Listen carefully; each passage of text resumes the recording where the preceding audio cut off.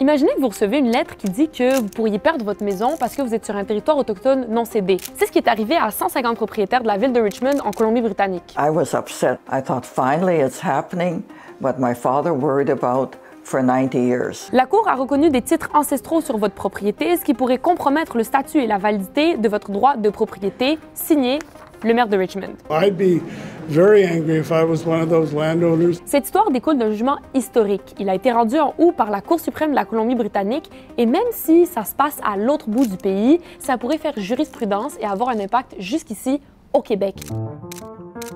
Le Québec, comme la Colombie-Britannique, a négocié très peu de traités avec les communautés autochtones pour le partage du territoire. Lorsque c'est plus difficile de pouvoir négocier directement avec le gouvernement, c'est là que ça peut pousser davantage les Premières Nations à se tourner devant les tribunaux. On est certainement dans une situation où ça peut être possible qu'il y ait des revendications similaires qui soient faites ici au Québec. Mais c'est quoi ces revendications-là? Les Cowichan, une nation autochtone, voulaient faire reconnaître leur titre ancestral sur un territoire qu'ils occupaient avant même la création du Canada. Ça a été le plus long procès de l'histoire du pays et finalement, la Cour suprême de la Colombie-Britannique a reconnu leur titre ancestral, donc un droit de gouvernance, sur 3 km². L'affaire, c'est que ce territoire avait été promis par la couronne aux Cowichan pour en faire une réserve autochtone. Alors, il n'aurait jamais dû être vendu. There's been a denial of our rights to our territories. There's been a denial of our ability to access food fish. And now that the courts have declared this validation, we can start that reconciliation from a place of truth.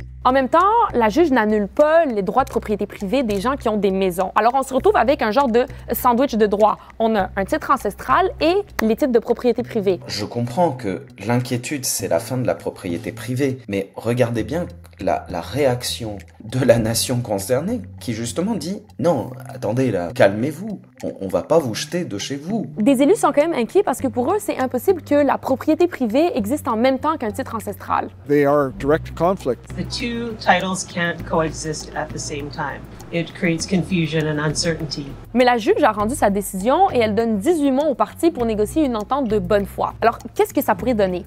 La négociation pourrait nous mener déjà à de l'indemnisation pour les dommages, mais également à arriver à une forme de gouvernance partagée de ces territoires-là. Et ça s'est déjà vu ailleurs au pays avec la nation Haïda qui a obtenu le partage de la gouvernance d'un territoire avec la Colombie-Britannique et le Canada. Les Haïda sont par exemple responsables d'octroyer ou non des permis de coupe sur leurs terres. Mais la grande question c'est, est-ce que tout ce qui s'est passé en Colombie-Britannique pourrait arriver ici? À Montréal, par exemple. On est sur un territoire autochtone traditionnel non cédé et je tiens à remercier la nation Gagnan-Guéaga pour son hospitalité. La réponse courte, c'est oui, ça pourrait se répéter. Mais c'est pas si simple. Parce que les nations autochtones doivent démontrer à la Cour qu'elles ont occupé le territoire. On parle ici d'une occupation suffisante, continue et exclusive. C'est quand même beaucoup plus envisageable aujourd'hui que dans le passé à cause de l'évolution du type de preuves acceptées. Dans le procès des Cowichan, par exemple, les preuves orales comme des témoignages ont occupé une grande place. S'il n'y a pas ces preuves orales en cours, c'est encore plus difficile pour les peuples autochtones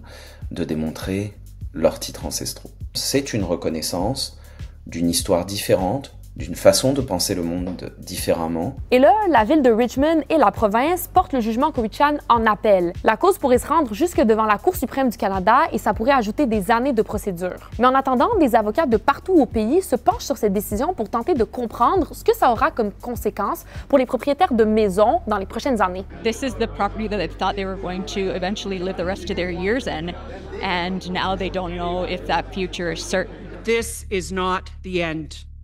This is the beginning. It's the beginning of healing. It's the beginning of reclaiming. It's the beginning of walking forward with dignity.